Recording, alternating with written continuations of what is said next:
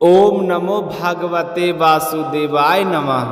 आप सभी श्रद्धालु जनों को सावन मास के इस पावन अवसर पर पहले दिन की मंगलमय शुभकामनाएं। सावन यह केवल ऋतु नहीं है, यह वह महीना है जब धरती हरियाली ओढ़ती है और आकाश शिव महिमा से गूंजता है।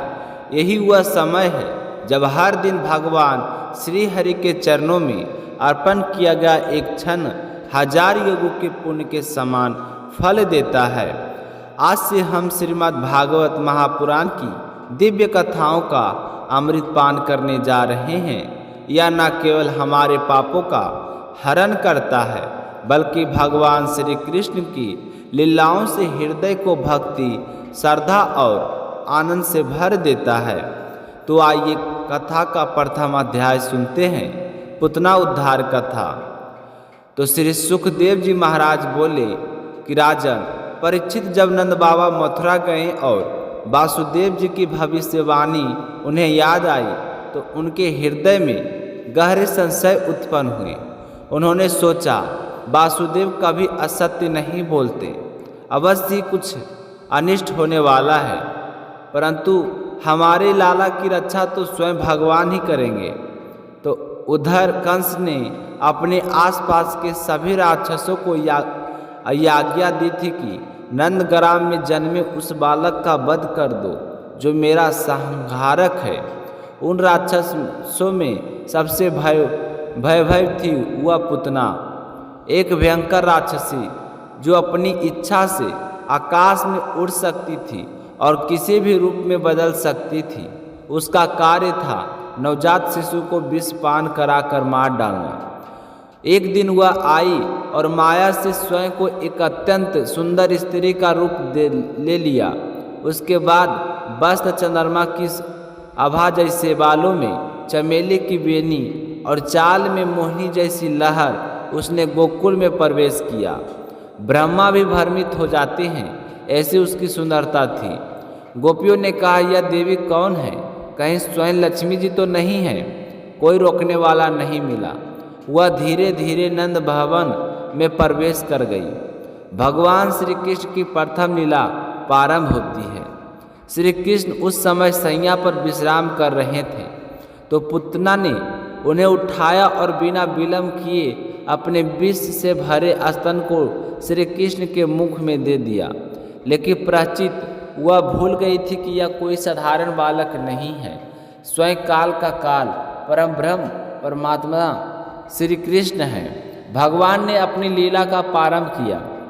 अपने दोनों नन्हे हाथों से पूतना के स्तनों को इस प्रकार पकड़ा कि उसके प्राण चीखने लगे।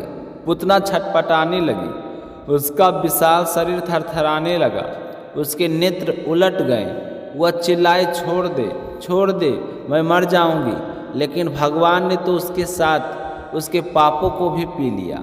और फिर वह राक्षसी, जिसकी लंबाई 6 कोस में फैली थी, धराम से गिर गई, जैसे वित्रासुर इंद्र से वर्ज से गिरा था। गोपियों की आशंका और श्री कृष्ण का आनंदमय खेल। गोपियां दौड़ी, देखा लाला निर्भय होकर उसके वक्ष स्थल पर खेल रहा है। जसोदा जी तुरंत श्री कृष्ण को उठाया, गाय की पूंछ घुमाकर गोमूत्र छिड़क कर मंत्र पढ़कर शांति की। जैसे एक माँ अपनी जिगर के टुकड़े की रक्षा करती है, वैसे ही समस्त ब्रजवासियों ने अपनी भावनाओं से भगवान को बांध लिया। पवित्र अंत और पाप विनाश। ब्रजवासियों से पूतना के शरीर को टुकड़े में काटकर जंगल में ले जाकर अग्नि में भस्म कर दिया। लेकिन चमत्कार देखो, उसकी देह से निकलता धुआं चंदन और अगर की तरह सुगंधित था, क्योंकि भगवान श्री कृष्ण ने उसके स्तन का स्पर्श किया था। जिसने भगवान को चाहे मारन हेतु ही सही स्नान पान कराया, उसे वैसी गति प्राप्त हुई जैसी माता को मिलती है। तात्पर्य और भावार्थ, जो पूतना जैसी पापनी को मुक्ति दे सकते हैं, वे भक्त वत्सल श्री कृष्ण अपने प्रेमी भक्तों को क्या नहीं देंगे। पूतना को मोक्ष इस बात का प्रमाण है कि श्री कृष्ण के प्रति प्रेम का कोई भी स्वरूप, यहाँ तक कि अब अभिशुद्ध भाव से किया गया कार्य भी परम गति का कारण बन सकता है। जो भक्त श्री कृष्ण को श्रद्धा और सच्चे भाव से अपनी प्रियतम वस्तु अर्पित करता है वह तो निष्काम मोक्ष को प्राप्त करता है। कथा का आपके जीवन के लिए पुतना राक्षसी नहीं, हमारे भीतर की विषैली प्रवृत्तियाँ हैं। जब हम कृष्ण के शरणागत होते हैं तब वही भगवान हमारे भीतर के पुतना स्वरूप दोषों का संहार करते हैं। भक्ति, समर्पण और श्रद्धा से हम अपने भीतर की विष बुद्धि को शांत करते हैं। अब सुनेंगे सावन मास के विशेष। आप प्रतिदिन सावन मास में हमारे इस चैनल पर श्रीमद् भागवत गीता की कथाओं का श्रवण करें।